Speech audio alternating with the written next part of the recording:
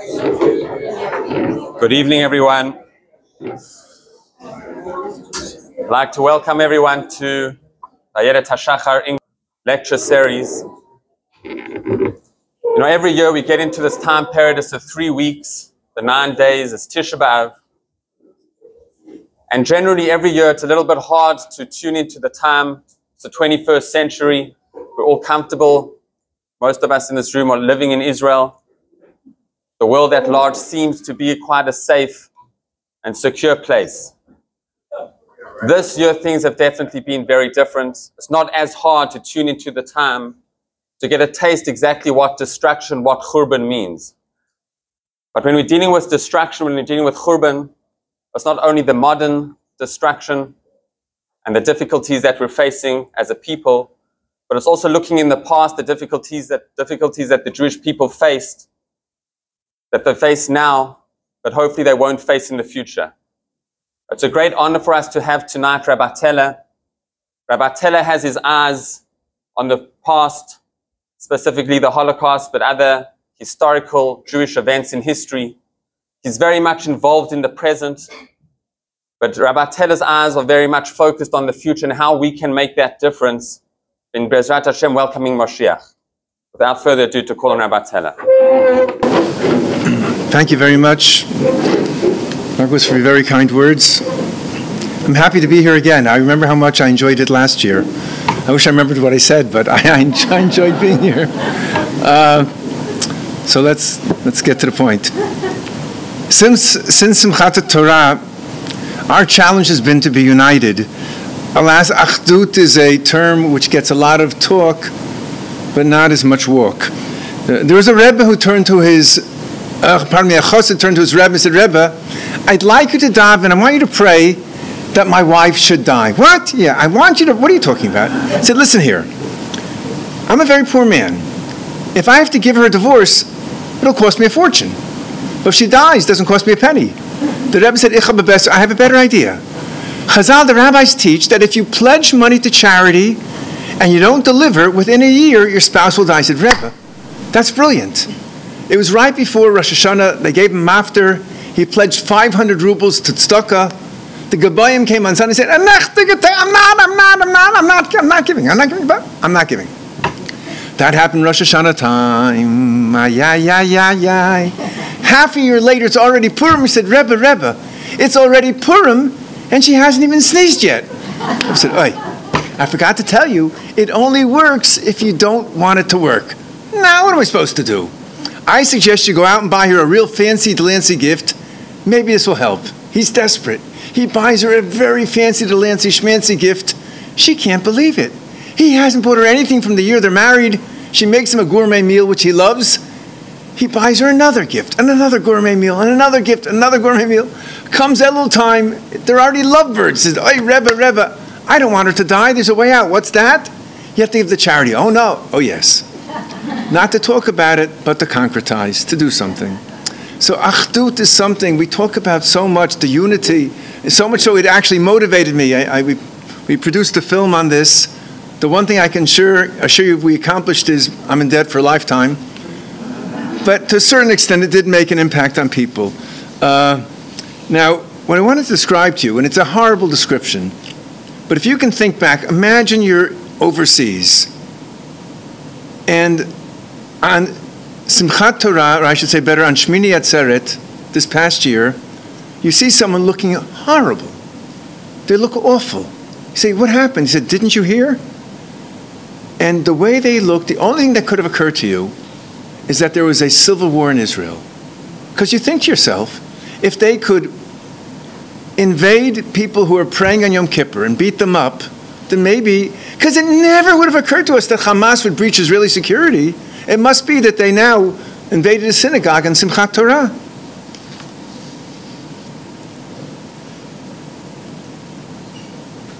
Achdut means, unity means, we don't have to think alike, but we have to be like family, sitting at the same table, under one roof, peacefully. When the war broke out in Simchat Torah, many of my students evacuated overseas, and I thought to myself, there is no place that I would rather be than in Israel with my brethren in the trenches. Overnight, Israel was embraced by the spirit of Achdut and unity. I have a podcast called Teller from Jerusalem, and I devoted 2 podcasts just to the heartwarming stories of what was going on. And my first encounter was, not even a week after the war broke out, I had to fetch a document from Hadassah Hospital, Hadassah and Karim. I could warn you, in case you don't know this, don't ever think you're going to park there. So I listened to my own advice, and after 40 hakafot, I realized this is not happening. But I knew that there is a kibbutz 4 kilometers away, and I'm a runner, so I figured I'll park the car at the kibbutz, and then I'll get my morning run running to Hadassah. And sure enough, I parked my car at the kibbutz, and I'm just starting to run towards Hadassah, and a kibbutznikit, a woman from the kibbutz, obviously a very poor kibbutznikit, she couldn't afford much clothing, she stopped and she gave me a lift. By the time she let me off, we were fast friends. She wished me well, I wished her well. Under normal circumstances, I don't know how much of dialogue we would have had. But we were just best friends, as poor as she was. Achdut also means that there's strength in, just like there's strength in numbers, there's also strength in a common cause. I think that's the reason behind Tefillah b'tzibur. When you pray with a minyan, your prayer is more powerful and efficacious. When you pray by yourself, you're naked and exposed. But together, as a minyan, Beryl is about tzedakah, and Chatzkel is a mezakis Rabbi, and Yankel is a very diligent person. Everyone's assets are fused and amalgamated together. There was a course in university in England, in the proctor, that's an American word, in England, invigilation. Anyways, there was a proctor who was administering the test, over 150 students. And he told the students, listen carefully. You have 1 hour and 50 minutes for this exam, and not 1 minute longer. You go 1 second over 1 hour and 50 minutes, and you failed. I'm sorry, because it's just the risk that I'm going to toss it. You know, it's an amazing thing. We talk about also chesed. The root of chesed is from the word chus. I put it down there. Will it pick up?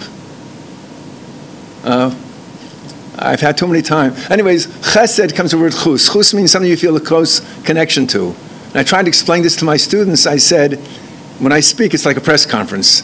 And I said, if I would take one of these tape recorders and throw it at the back of the room, everyone in the room would shriek, but one person would shriek louder than the others. When you have a connection to something, it's, anyway, so I'm sorry. Okay, so back to the test. He said, you have 1 hour and 50 minutes for this exam, and not 1 second longer. You go 1 minute over, 1 hour and 50 minutes, and you failed. 1 hour and 50 minutes later, there's a neat tall pile of exams on the teacher's desk. One student was still copiously filling out his exam. When 2 hours had lapsed, he attempted to hand in his paper. And the proctor said, you failed. He said, do you know my name? He said, I don't know, and I don't care. He said, you don't know who I am? I don't know, and I don't care. He said, you sure you don't know my name? I don't know, and I don't. He took off his eyeglasses, staring at me. I said, you sure you don't know who I am? He said, I don't know, and I don't care. Student said, great. Took the test, shoved it in the middle of the pile, and ran away. That's the power of a tzibur. What we can't accomplish by ourselves, we can't accomplish when we're united together. And the amazing thing is that we know, even in not desperate times like this, there is a very innate sense of kinship among Jews. You meet a fellow Jew, you travel far away, you go on a family vacation, my favorite oxymoron. You go to Middle Yehupitz, and you meet a fellow Jew. It is irresistible. I travel a lot. Everyone comes over, bageling. So I was in Omaha, Nebraska, which Jewishly is pretty far away. And I stepped into a supermarket, and this girl calls out, Ima, to the woman standing right next to her. Not Satovaci, Sato Forte, Ima, what time is candle lighting? A critical question for a Tuesday afternoon. because we can't resist. And I always wanted to know, is it just us? Or maybe it's every other minority? And I have the answer. I was flying from Calgary to Edmonton. In that part of Western Canada, there are no blacks for tens of thousands of miles. And in the waiting room, it was a connecting flight, there was a black gentleman who must have felt very awkward being the only one for tens of thousands of miles. And I boarded a plane, a connecting flight, and there was another black gentleman. And I had to see what's going to happen when the only two blacks for tens of thousands of miles see each other. My eyes are trained and focused. He comes closer and closer and closer. No, hey bro, give me skin, just right past. You see a fellow Jew, it's irresistible. Shalom Aleichem, give me some money. You don't just keep on going. And why is that? Says Rav Meir Simcha, because we were all together at Sinai, and inside we understand that our souls are linked. In 1913, one Jew was on trial, and inevitably the whole Jewish people were on trial. What am I referring to? Good, good, good. I mean, don't get swell-headed, but that's correct. Mendel Beilis was on trial, accused, it was a blood libel, accused of totally innocent man. He happened to have been a very fine person. And for his defense, I mean, he sat 2 years in jail, in a cinder block. For his defense, there were great Russian jurists and lawyers and the Chazon Ish and Rav Meir Shapiro all worked together for his defense. At one point, the prosecutor read a page from Talmud Yevamos, Atem kriyim adam vein akum kriyim adam. You say that you were called man, meaning all Jews are one man, and non-Jews are not referred. Ein akum kriyim adam, but a non-Jew doesn't even get the title of a man. And Rav Meir Shapiro explained that if a Jew is stabbed in London, a Jew in Paris feels the pain. Whereas, he didn't give this example, but if an Episcopalian is knifed in St. Louis, then an Episcopalian in New Orleans doesn't feel the pain. We're Adam. We're both like one man. And that's the reason why Israel witnessed and experienced so many solidarity missions composed of businessmen and surgeons and professors, stockbrokers, chemists, so many professions, so many countries, dropping everything, high-paying jobs to pick potatoes and get their hands dirty. Abandoning high-paying jobs to cook for soldiers. Uriel Eldad is a fellow I do not know, but I heard the following story. He has a kind of seminary, I guess, I don't know what to call it, a course he offers to Israelis before they draft. And he gives them a concise history of Zionism, and he brought them to Har Herzl, the military cemetery. And Har Herzl is divided according to military campaigns. The War of Independence, the War of Attrition, Six-Day War. And there at the War of Independence, there are soldiers or gravestones for Almoni, for Anonymous. Anonymous died trying to liberate the road to Jerusalem. And these 18-year-olds could not understand, how could it be that we don't know their name? And he explained to them, these are Holocaust survivors who came right off the boat. There's an acute manpower shortage. They gave them a gun. And even if their fellow comrades knew their names, they too were killed. But these 18-year-olds couldn't get their head around the fact no one knows their name, no one comes to visit them. And they called him up 2 weeks later and said, Uriel, matzanu et mishpacha. We found the family. What do you mean? It's 65 years. You didn't find. We found matzanu et mishpacha. You didn't find. Matzanu, what are you talking about? I said, anachnu mishpacha. We're the family. And these boys go up every year on the yard site to visit their family. So we can be agreeable, but we don't have to agree. We can be divided and not divisive. Chilukei deyot, but not chilukei levavot. Pardon me, I can't really tell, but this is a very American example, but it just occurred to me last night. RBG, Ruth Bader Ginsburg, an extraordinarily liberal justice judge, liberal, she's left of left. She's almost coming around the other way around. She's so left. And on the same Supreme Court sat Anton Scalia, totally conservative. They did not agree about a single thing, and they were best friends. They were always talking to each other. They never agreed about a thing, but they sat together. Or, I'm 27 years old, but I'm learning at least 50 years. And I never once saw Beis Hillel agree with Beis Shammai. Not once. Beis Hillel says one thing, Shammai disagrees. Shammai says one thing, Beis Hillel disagrees. And yet they married each other, they got along together. So what's the connection with all this unity and the 3 weeks? Duh. We lost the Bayit, we lost the temple because of Sinat Chinam, of baseless hatred. Now, you're aware of the fact, well, first of all, if you don't have Achdut, if you don't have unity, you're going to have baseless hatred. But the fact of the matter is, Bayit Rishon was destroyed because of 3 cardinal sins: murder, if we can translate murder, idolatry, sexual crimes. Speakers don't speak about this for the simple reason, I think if anyone would commit any of these terrible sins, it wouldn't take a rocket scientist to realize that they've done something fundamentally, seriously wrong, and they must do tshuva. Whereas, if we have baseless hatred, we don't have the overwhelming sense we've done something wrong, because everybody thinks my hatred is legit. This is kosher. Their hatred, that's baseless. Borough Park is a religious neighborhood in Brooklyn. It's primarily, almost exclusively Hasidic. And the largest Hasidus in Borough Park is Bobov. And I had a friend, he passed away during COVID, Yussel Chapnik. He was having his apartment painted by a black painter. And they were taking all the paintings and photographs off the wall. And one of the enlargements was of the Bobov Rebbe. And the black painter said to my friend Yussel, he said, "Is this your rabbi?" He said, "No." "Why isn't he your rabbi?" "He's not my rabbi. Let's get on with the job." He said, "But why isn't he here?" "He's not my rabbi. Let's get on with the job." You're making a mistake. He must be your, he's not my rabbi. Look at the wall. There's so many rabbis, beards, payas.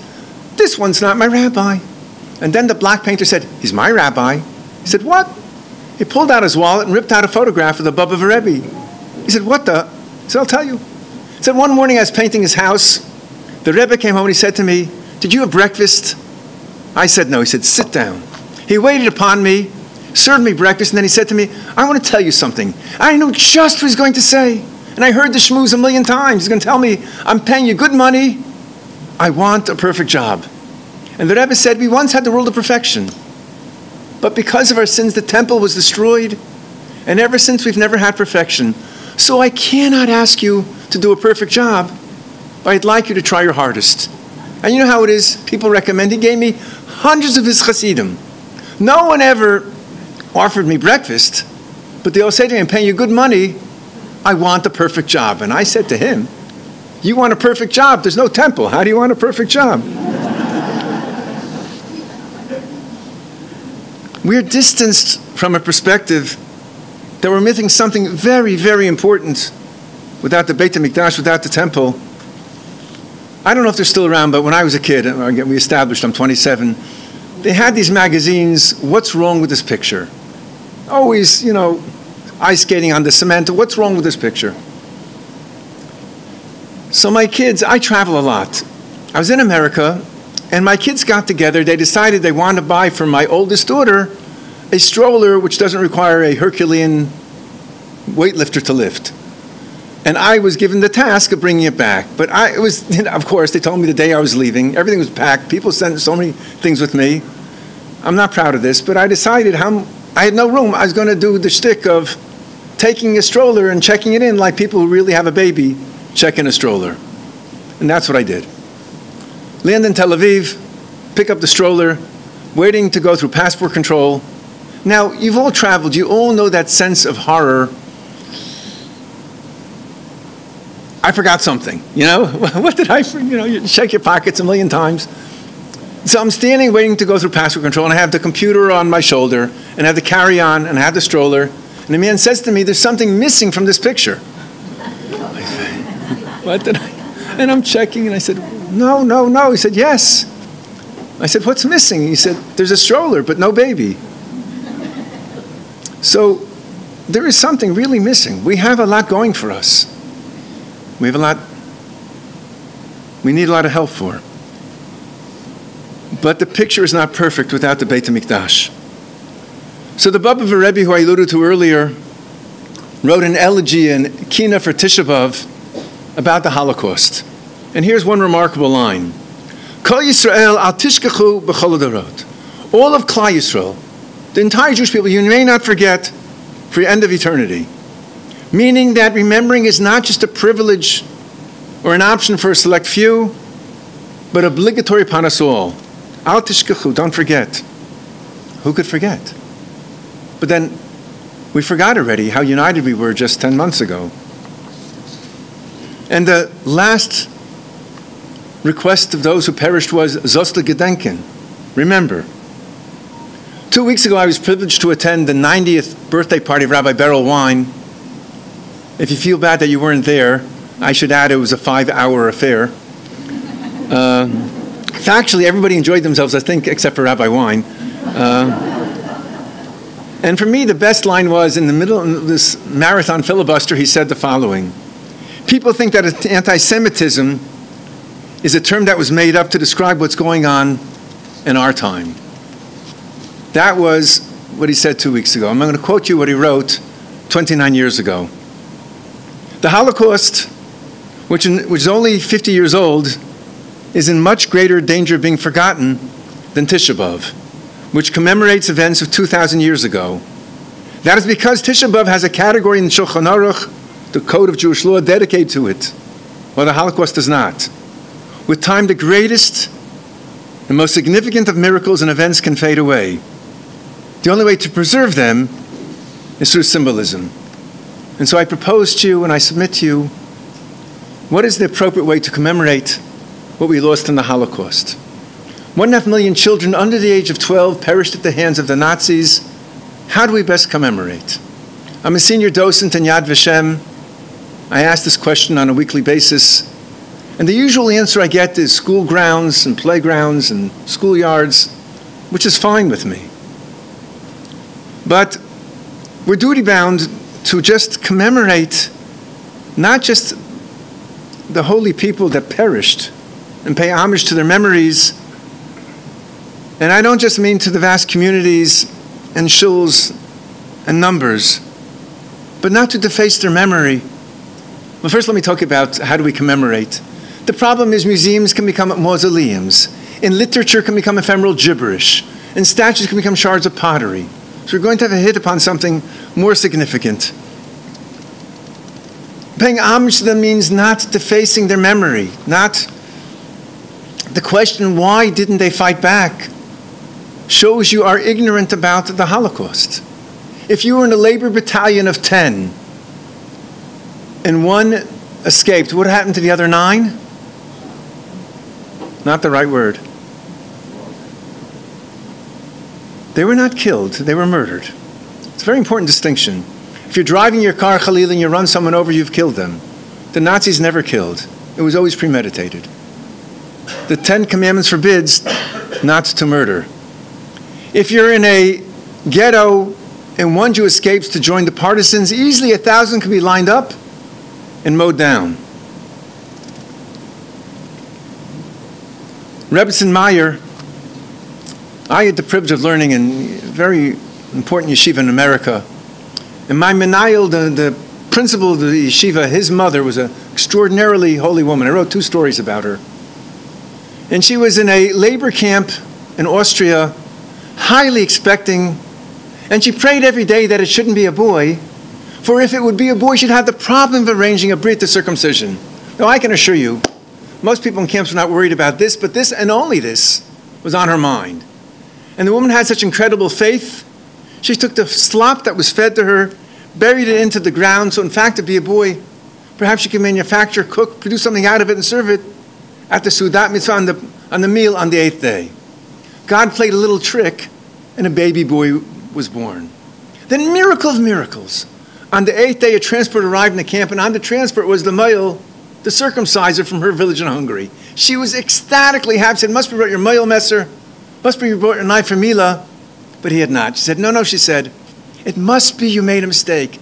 But how could you make a mistake with those few meager possessions you're allowed to bring with you? Such an important Rebbe in her honor. He looked, and sure enough, he had made an error. And he brought the knife for circumcision. Performed the bris.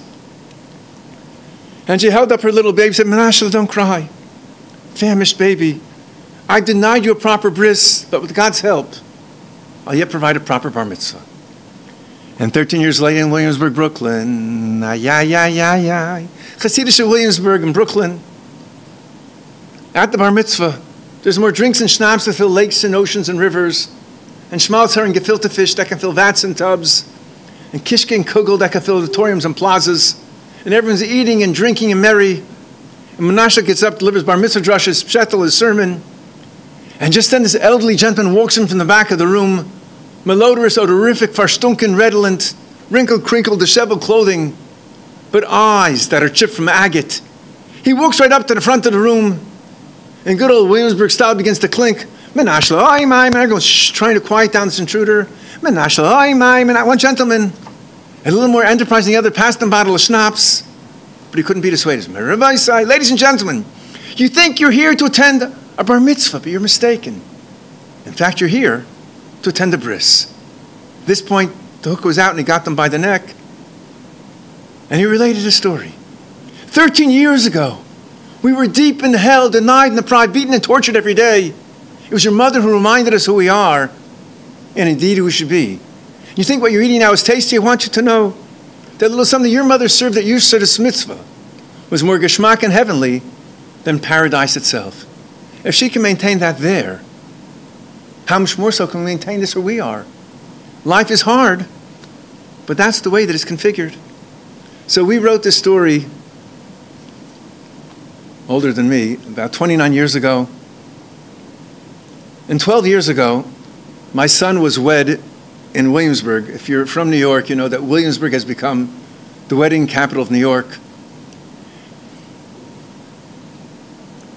And I'm just about to walk my son down to the chuppah. In a Hasidic yid that I never saw before in my life, and I've never seen since, with all the trappings, langer rekel, bulletproof stockings, a hat large enough to be a shaila of ohel on Shabbos, salt and pepper, salt. He came over and he said to me 3 words in Yiddish. Had I not held on to the rail for sure, I would have fainted. And he said to me, he knew who I was, I had no idea who he was. Ich bin Menashe. He's the baby I wrote about. And then he walked out of my life. Rabbanu Shalom, it's unbelievable what this woman did. That's resistance. She made a family in the bowels of the Holocaust of righteous, pious saints.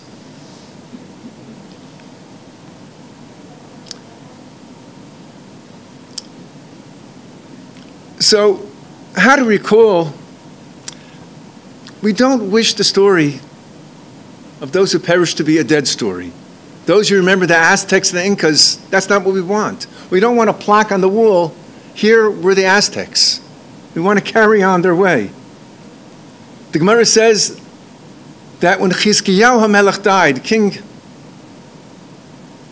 Chizkiyahu, probably, I don't know. That's what I was thinking. Hezekiah, thank you. When he died, so, and no one was more responsible for Torah learning Midan Vadbarsha from the north all the way to the south. So what did they do? Not museums and not literature and not statues. Hoshiva Yeshiva al Kivra. They established yeshiva on his burial place. That's a fitting tribute. No one asked my opinion about anything.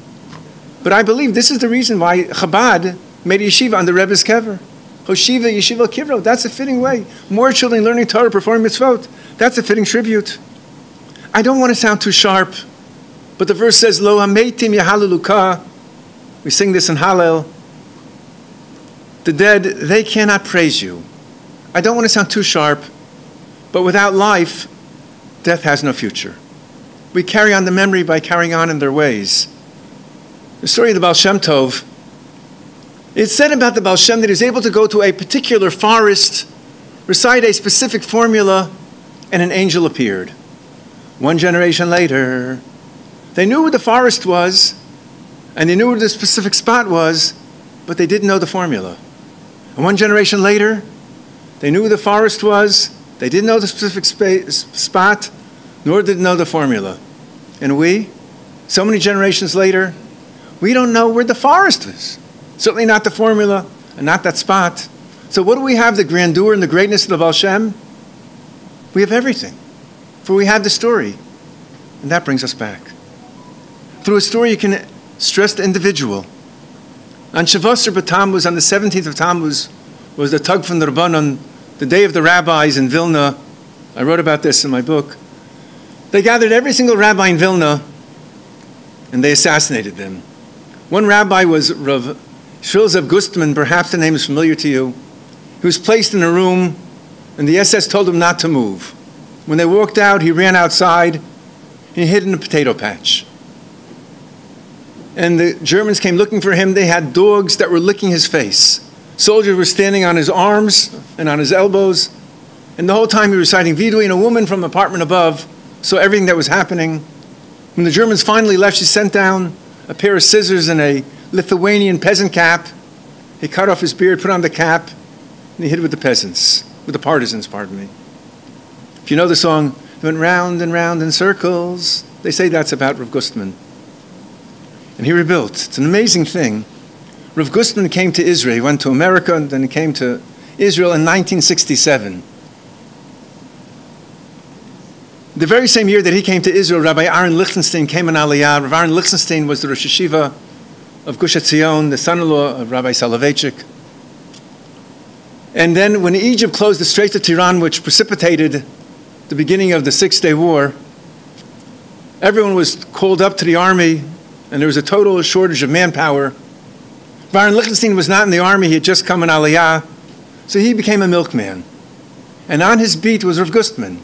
The way the story was told to me, he delivered his little adorable little milk bottles. So Rav Lichtenstein delivered milk to Rav Gustman. Now again, I'm 27, but I remember I was a little boy. And the pictures they showed in the newspaper of the gleaming armor of the Arab armies, and their soldiers and their uniforms were crisp and neat and folded. And Israeli soldiers, they looked like threadbare, ragtag. The guns were over their shoulders with cords, not even with belts. And Rav Gustman's students in Crown Heights said, Rebbe, you have to come back. Rebbe, it's too dangerous. You have to come back. I said, you kidding me? I should leave Israel? My milkman. There's a Bucky and Shas. He knows everything. Anyways, Rav Gustman, every Wednesday morning he gave a shiur, which was the fulcrum of religious Jerusalem. If you were an accountant or a dentist or a lawyer, and you knew how to learn, you went to that shiur. It was 3.5 hours. He told stories. He explained the underpinnings of learning. And a person who was connected to the shiur was Professor Robert Aumann, an American religious economist who in 2005 became a Nobel laureate in economics. Professor Aumann's son Shlomo was killed in the First Lebanon War. And at the funeral, Rav Gustman said to his driver, I want to go be Menachem Avil right now to the Aumanns. Now, that's very unusual to go straight from the cemetery unless you're a very close relative or a close friend, but you don't argue with Rav Gustman. And he said, Professor Aumann, I too had a son. His name was Meir. He was taken from Vilna to the Poner Forest and he was shot. He wasn't wearing an Israeli uniform. He was naked. And I never had a chance to sit shiva for my Meir. Can we sit shiva together for a few minutes? And he said, Rebbe Nichamtani, you've consoled me.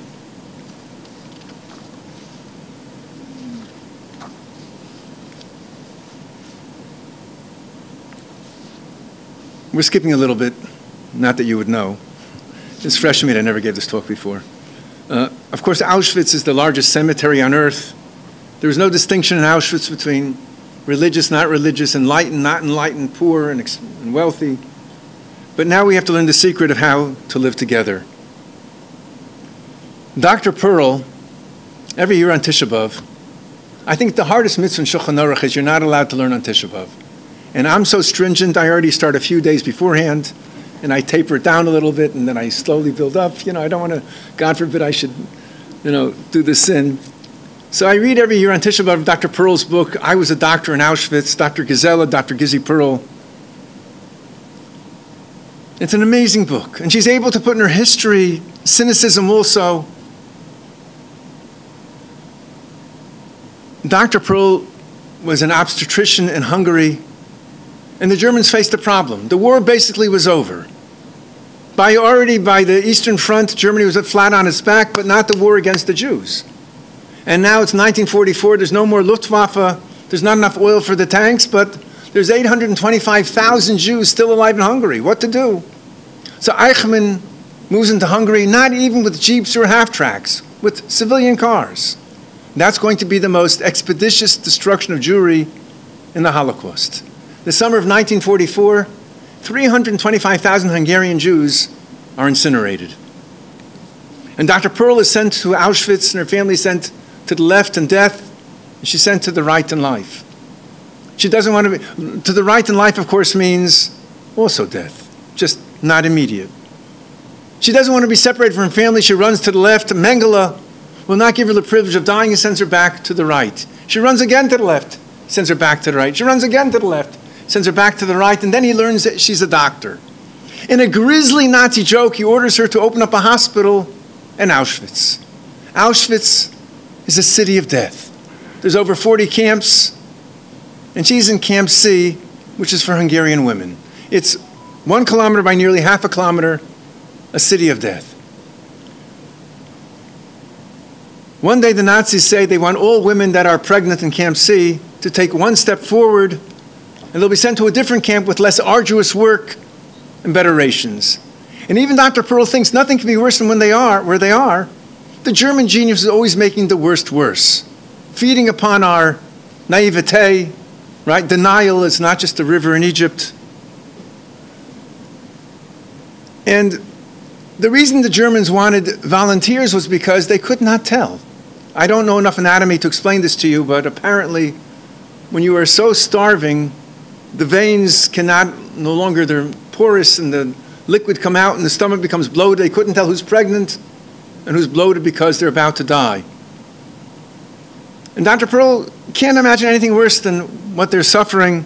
He encourages these women to go to their promised better camps. One day, doing her duties in camp, she saw what happened to the woman who had the crime of having a Jewish child in their belly. They were kicked in the stomach till the child came out and thrown into flames, alive, mother and child. And Dr. Pearl pledged from that moment on there'd be no pregnant women, at least where she was, in Camp C.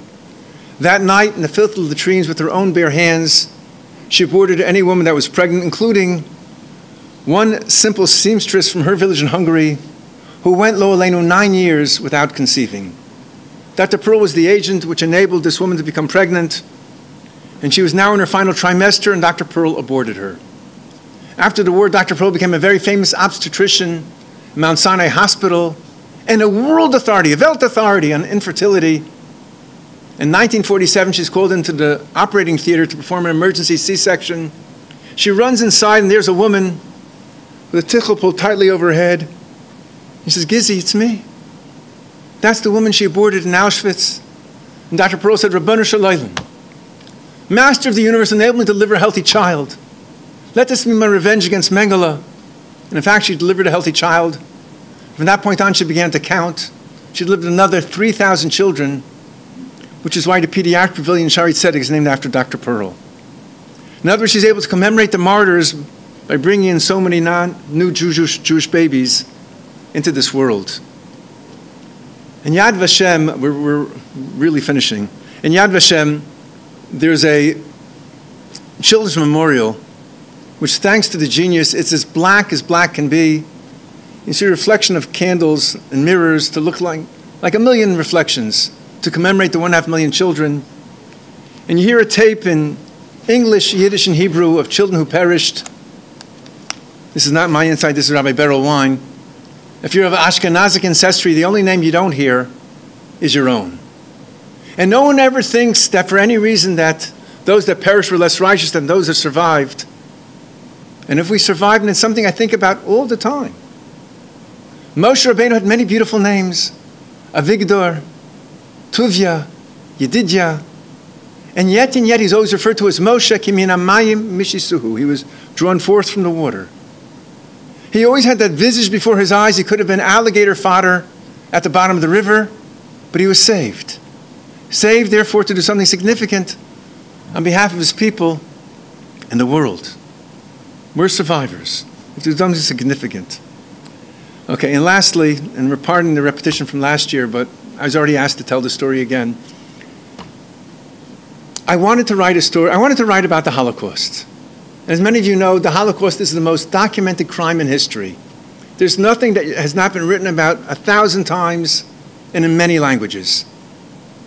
But there's one thing that was not written about. When the war was over, everyone was anxious to tell their story and how they've been betrayed and how they managed to survive. But the people who couldn't talk were the children. They didn't talk then, and they've never told their story. And I decided I wanted to collect their stories. So I traveled the world before it was too late and gathered the stories. And you know, if you have grandparents or great-grandparents that survived the Holocaust, they did everything possible to try and forget what happened. And then in the 1980s, it became chic to relate stories of the Holocaust. But by that point, the memory had done tricks. And people told me fantastic stories, but I knew that they couldn't be accurate. But we managed to isolate 9 stories which reflect the Holocaust kingdom, men and women, boys and girls, religious, not religious. And we worked on this book for 18 years, finally made a very draconian deadline to finally complete it. We met the deadline, but we made one little mistake. We're about to go to press, and I forgot, I mean, it sounds so silly, I forgot to make a cover for the book. Now, a cover is a very important component to a book. I always say whoever says they don't judge a book by its cover, I know they never tried to sell a book. So we needed a cover, so I put my team on it. That means my kids. And they're going through archives, and they came across this picture. I don't know if you can see from the distance. It's a very dramatic picture that was shot in the day that Auschwitz was liberated. It's actually hundreds of children. We zoomed in on just a few of them. And to use a picture for a cover of a book, you need permission from the copyright holder. In this instance, the copyright holder of the picture is the United States Holocaust Memorial Museum in Washington. So I made the request. You have to fill out an affidavit, and you have to commit you're not going to make any changes. And I wrote, I'm going to make this change and this change and that change and this change and this change and that change and this change. And the next day, I had the picture, but in low resolution. They told me I'll get it in high resolution in 3 weeks. 3 weeks? I don't think I had 3 days. And you'll pardon me for being an Israeli, but my mind thinks about protexia. You've got to get the right protexia, the right vitamin P, the right connection. And I have a friend who lives in Baltimore who's a very powerful Jew. They say that in his cell phone, he has the private number of every senator and congressman. Baltimore and Washington is like Modi'in and Kiryat Sefer, down the block. So I figured, I'm sure he's got to have the right connection. And his son was learning in yeshiva right next to my house. So I run to the yeshiva and I say, Aryeh, thinking this is a rhetorical question, Aryeh, is your father connected to the United States Holocaust Memorial Museum in Washington? And he said, no. Shrek and a half. Disenchanted, crestfallen, melancholy, I'm walking out of the room, just crossing the threshold, and he says to me, but my mother is on the board. I was going to wring his neck. His mother's a judge, Chaya Friedman. I send her off an email. I say, Chaya, I desperately need your help. I gave her the call number, the lot number, the identifying number of the picture. The next day I had it high res. But then I thought to myself, the way I'm a senior docent in Yad Vashem, the way I conduct my tours, it's an amazing thing. Anytime you go to Yad Vashem, there are dozens of tours going on. The museum was created to be guided. And they are unspooling so much data that the head cannot absorb. We're talking about 15 countries over the span of 6 years, different regimes. It's too much information. So what I do is I tell stories, and from the story I pull out the information. Simple example would be, what's the most famous story of the Holocaust? Not a hard question. Anne Frank, correct. Don't. Yeah. Anne Frank. But Anne's story is not a reflective story. She wasn't in the ghettos, wasn't in the camps, had a roof over her head, she was with her family, but it's a story. So my idea is always highlighting the individual. I wanted to colorize one. This picture is sepia. I wanted to highlight and colorize one child. But this, I realized, would require permission. So again, I fire off an email. I say, Chaya, get me permission to colorize one child. She writes me back, I'm in the middle of convening a murder trial. I have no time. I said, Chaya, this is killing me. I need your help. And I prevailed upon her. And she writes me back, yay, yay, nay, nay. I made the request. I cannot assure you they're going to agree. And I'm thinking, come on. This is the Holocaust. It's apple pie. It's mom. They're not going to have a problem. That night, I had, excuse me, I'll use the technical term. I had a press queue in the largest press in Israel, arguably the largest press in the Middle East. At 10 o'clock at night, we had already burned the plates. They were on the drums. At 10 o'clock, we're going to have 10,000 covers. 3 hours before press queue, or to be accurate, 2 hours and 48 minutes, I get an email from the head archivist, United States Holocaust Memorial Museum in Washington. Dear Rabbi Teller, we regret to inform you, you may not use the picture. If you wish to use the picture in its pristine state, without any zooming, colorization, alternative focus, you may. But once you make the slightest change and it's not in its pristine state, you may not. And particularly, colorizing this child, he spoke out recently, he's very sensitive, and our legal department said unequivocally, you may not colorize and change this picture. Shrek and a half. But I'm not such a pushover, a little bit of a fighter. I write her back right away. I said, please, tell me his name, where does he live, give me his phone number, I wish to speak with him. She writes me 1 hour and 49 minutes before press queue, we don't know his name, we don't even know where he lives. I said, but, you just told me, he sensitive and he spoke out. 46 minutes before press queue, she sends me an online clipping from the 70th anniversary of the liberation of Auschwitz, and it points to the people in this picture, of course now in the grips of old age, pointing to themselves as youngsters. It was apparent, I'll use the yeshivish term, it was mashma from the article that this boy's name is Hirsch. Now I don't know if that's his first name or his last name. And if he's Hirsch, Hirsch lives in Europe. So I now have 38 minutes to find Hirsch in Europe. So Sherlock Teller is thinking, I discount England and Eurasia, I'm down to about 29 countries and 31 minutes to go. And then if you look at the picture, the kid looks pretty good. So I knew he couldn't be a Pole. A Pole couldn't look this good.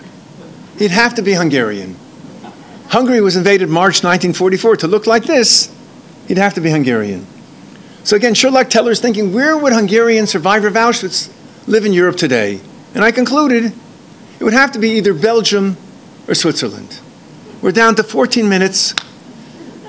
And then I remembered, I have a close friend, Moshe Luzer Rappaport, who lives in Zurich, and he works for IBM. What a shidduch. So I called Moshe Luzer. I said, Moshe Luzer, I need you to find me Hirsch in Switzerland. He said, would that be his first name or his last name? He said, I don't know. I said, Hanoch. He said, so he asked me, is he from? Is he a religious man? He said, I don't know. He said, Hanoch, what are you drinking?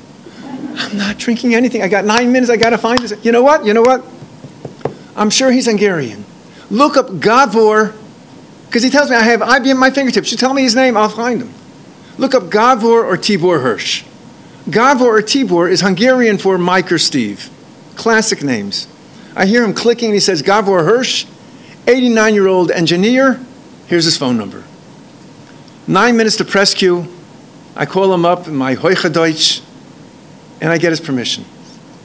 I want you to know, it would be harder for me to parallel park than for me to get his permission in one phone call, which I took as an omen. Gavor Hirsch passed away last year, and I have at home, I didn't think of bringing it, a beautiful picture of Gavor holding the book in his home in Zurich.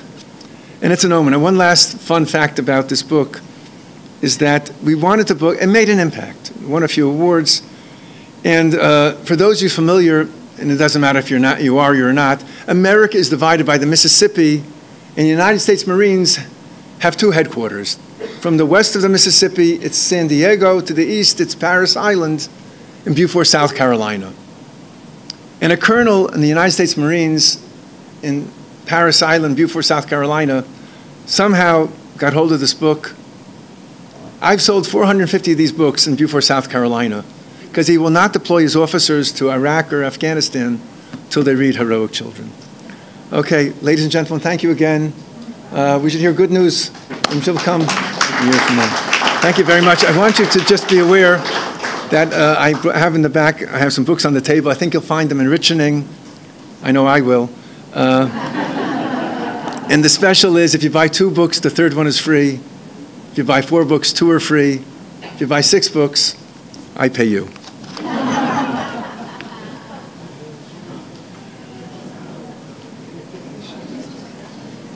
Thank you very much, Rabbi Teller.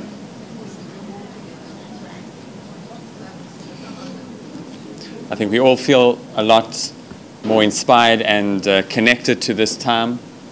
And Bezrat Hashem, it should be a time of 3 weeks, 9 days Tisha B'Av, that it's hopefully the last time period that we have to live through, but it's definitely a lot higher with Rabbi Teller's message.